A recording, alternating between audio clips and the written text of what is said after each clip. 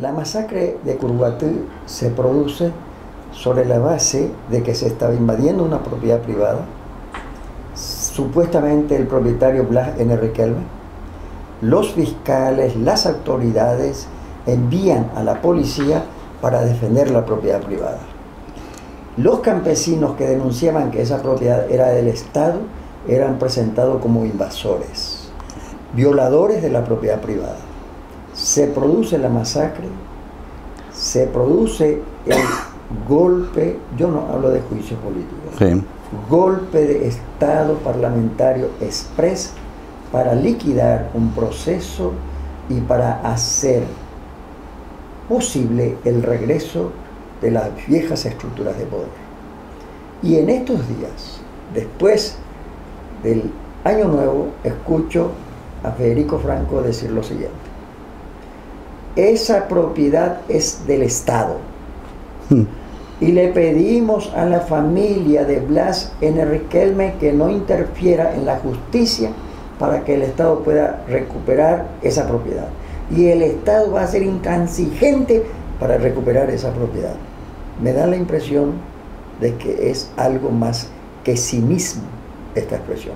¿Cómo lo ponderas políticamente?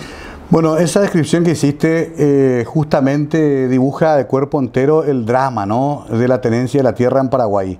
Cuando la tenencia de la tierra corresponde a los sectores de poder que antes referías, los sectores de poder fáctico, ellos son dueños de esa tierra y hay que, cualquier tipo de invasión, entre comillas, hay que desalojar violentamente. Sin embargo, ya en ese momento se sabía que aquellas tierras por lo menos estaban en litigio. Si es que no queremos decir directamente que eran del Estado, por lo menos estaban en entredicho. Y sin embargo, aún así, esa orden de intervención sobre esa tierra y sobre esos campesinos cruza todos los niveles del poder político. Cruza por el Parlamento, hay una nota firmada por el presidente de la Comisión Permanente aprobando y solicitando la intervención. Cruza por el Poder Legislativo, obviamente, con la orden de la Fiscalía. Y llega también al Ejecutivo, lastimosamente, en un error que hay que asumirlo también, de no haber evitado esa presencia policial en la zona para una invasión que además no tenía visos de una gran problemática, porque hablábamos de un grupo reducido de campesinos. Ni siquiera hablábamos de la cantidad que sí se instaló en Ñacundaído en su momento, que sí se instaló en las tierras de Teixeira en su momento. Esta ocupación, reclamando derechos legítimos, era inclusive pequeña en comparación con las otras. Sin embargo, ahí se produce la masacre. Yo vuelvo a creer, estimado Rorró, que nada es casual en la vida y menos en Paraguay. Creo que fue el palito que se pisó lastimosamente para generar el polvorín que finalmente determinaba la expulsión de Lugo del poder. Quiere decir que partí de la base de que eso se corresponde con una planificación estratégica para liquidar un poder y regresar el viejo poder. Sí, y algunos actores del gobierno anterior, como López Perito y otros, cuentan que ya en Ñacundaí se intentó algo parecido y se frenó. Lo de Ñacundaí fue mucho más masivo. No olvidemos que ahí son las tierras de Favero, se hablan de hasta 2 millones de hectáreas. Ese sí, también es otro latifundio impresentable a nivel mundial.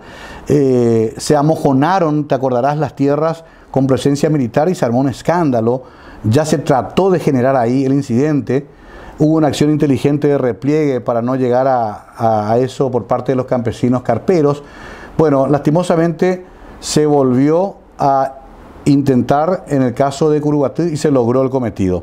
La plataforma de investigación de Curuguatí que dirige el doctor Laíno tiene elementos contundentes que nos demuestran de que por lo menos la investigación fiscal oficial adolece de defectos prácticamente eliminatorios para cualquier juicio que se pretenda justo en el futuro sobre este caso. La imputación de los responsables corresponde a un simple cuaderno de presencias que se anotaba en ese asentamiento de los campesinos ocupantes. Ese es el elemento probatorio, haber estado en ese cuaderno. Si vos te ibas de visita en esos días, ibas a estar imputado también en este momento, porque tu nombre aparecía en el cuaderno. Imagínate vos la falta de rigurosidad de esa investigación. El cotejo de las armas utilizadas no tiene nada que ver con las balas disparadas en ese lugar. No se ha decomisado un fusil automático que corresponde a las balas que reciben los policías en el primer momento. Cuando con anterioridad, después del hecho del 15 de junio, Se dice que fueron utilizadas armas de alto poder, automáticas, etc. Y después lo que se requisa son mamotretos. Por eso, esto no es casual, es parte de una... Vos conocés, porque esto forma parte de la historia del Paraguay, es parte de todo algo, de una cuestión que se urdió es profeso para derrocar a un gobierno. Lo grave nomás es que para ello, una vez más, pagaron con su sangre nuestros hermanos campesinos. No pagó la dirigencia política, ni de derecha ni de izquierda, de Asunción o de las grandes ciudades. No pagaron las fuerzas de los poderes fácticos, pagaron de vuelta campesinos de a pie, nuestros campesinos Puinandí, e hijos de campesinos, como son nuestros policías. Esas fueron las víctimas finales de esta tragedia. Con la salvedad de que sí los ricos pagaron, porque ellos financiaron el gobierno. Claro, ahí entra como siempre el concurso necesario de la financiación, ¿no? Por eso es que dentro de ese tema yo creo que en tanto y en cuanto no reglamentemos la expropiación de los latifundios improductivos, cosa que es profeso no está reglamentado, sí está contemplado pero no reglamentado como ley en nuestra Constitución. Hay un principio, Mario. Sí. Todos los países de alto nivel de desarrollo, y lo dicen las Naciones Unidas, son países que han logrado en su tiempo realizar una reforma agraria inteligente. Y todos los países que viven con latifundios y minifundios son países inevitablemente atrasados, sin posibilidad de desarrollo. Pero vamos a pasar de este tema y vamos a ir a un tema no polémico, suavecito, ¿cómo no? Interesante. Río Tinto Alcan. Yo pensé que íbamos a hablar de farándula. Bueno. Pero una cosa. Sí. Con relación a Río Tinto Alcan, se dice que el acuerdo, lo que se firmó, no representa mayor riesgo para el país y que está muy claro. Es un simple acuerdo de intenciones. Se dice. Se dice. Yo leí el documento y me encuentro con un articulado que dice lo siguiente: en caso de controversia, se someterá el problema al arbitraje internacional en un tribunal situado en Washington, donde predominará la ley paraguaya, en Washington, y dice, al solo efecto de reconducir el acuerdo. Es decir, que en caso de controversia, Washington va a decidir qué se va a hacer. No que va a terminar el acuerdo, sino reconducir. No entiendo cómo ni periodistas ni políticos se han percatado de esta cláusula tramposa. ¿Será porque, como dicen algunos, hoy vivimos una etapa de intelectuales mercenarios alquilados a los poderes fácticos?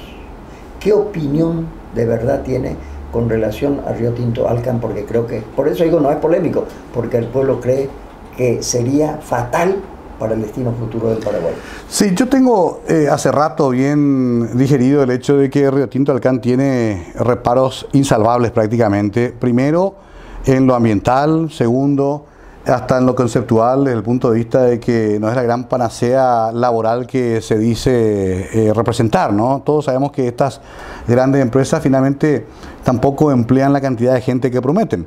Pero ahí lo más grave es la renuncia a nuestra soberanía energética con el precio subsidiado, que es inaceptable, y finalmente los antecedentes políticos, éticos y hasta, si se quiere, de conducta y comportamiento que tiene la empresa a nivel mundial no le ayudan demasiado. Uno hoy con internet puede acceder a toda la documentación de todos los países del mundo y vemos sucesivos incidentes en todas partes, en todos los lugares donde ha estado esta empresa. Entonces, la primera sospecha que se establece es por qué quiere venir a Paraguay. Pero también yo agregué un elemento de debate que generó alguna polémica, en el sentido que hay que reconocer que Río Tinto comienza a negociar ya en la era Lugo su venida. Esto tampoco es descalificador, porque de hecho toda empresa puede decir quiero ir a invertir en su país y se escucha qué es lo que quiere hacer. Antes de Lugo ya aparece... Dicen que ya estaba dando vueltas antes de Lugo y todo. Estas empresas además se mueven en el mundo de esa manera, ¿no? Haciendo un lobby intenso, invirtiendo mucho dinero simplemente en ir auscultando el ambiente político, sobre todo para después operar. A mí finalmente sí me pedí una conclusión Creo que hay un rechazo bastante grande de varios sectores, no solamente sectores populares, sino que también sectores preparados. Lo de la cláusula lo leí en ABC y bueno, hay que también decir la verdad, más allá de los reparos que uno tiene sobre la línea editorial de ABC, hay que reconocer que ABC, en este caso Río Tinto, fue el primero en advertir de esa cláusula de los tribunales de Washington y estableció un debate bastante rico hasta ahora en sus páginas sobre el tema. ¿Por qué intereses? Bueno, eso después ya seguramente lo averiguaremos, pero lo importante es que se debata, porque en realidad lo que estamos viendo con Río Tinto Alcan es un fenómeno, y porque la historia tiende a repetirse y a dar vuelta en círculos, muy parecido a aquellas negociaciones secretas de Itaipú y Yacyretá, que te acordás que ya cuando estaba prácticamente resuelto todo entre cuatro paredes, se le mostró al pueblo un tratado que evidentemente era leonino y que hasta ahora seguimos sufriendo sus consecuencias, perpetrado en ese momento por dictaduras atroces de la región. Pero hoy en democracia, por lo menos, reservémonos el derecho de rechazar un intento de otro tratado secreto, de otra agenda oculta, de otro negocio que va a convenir a muy pocos. Mi posición concreta es que todo lo que se está haciendo con Río Tinto debe parar ahora mismo y en todo caso reconsiderarlo ya a la luz de un nuevo gobierno y siempre bajo la consulta de los sectores de la población que representen a todos los estratos sociales. Se puede hablar hasta inclusive de consultar con el pueblo sobre este tema. Muy importante esta opinión de Mario Ferreiro sobre este tema tan candente.